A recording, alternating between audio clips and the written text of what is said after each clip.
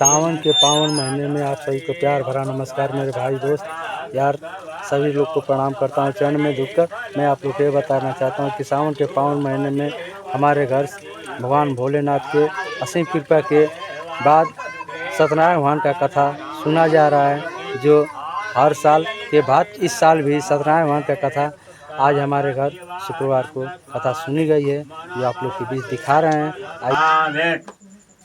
ओम जय जगदीश हरे प्रभु जय जगदीश हरे भक्त जनों के संकट क्षण में दूर करे जो धावे फल पावे दुख बिन से मन का सुख संपत्ति घर आवे कष्ट मिटे तन का माता पिता तुम मेरे स्वर्ग हो के सके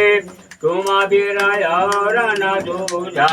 आस करो के सके तुम पूर्ण परमात्मा तुम अंतर जावे पार ब्रह्म पर में अपर पत्ता है जल गिराओ।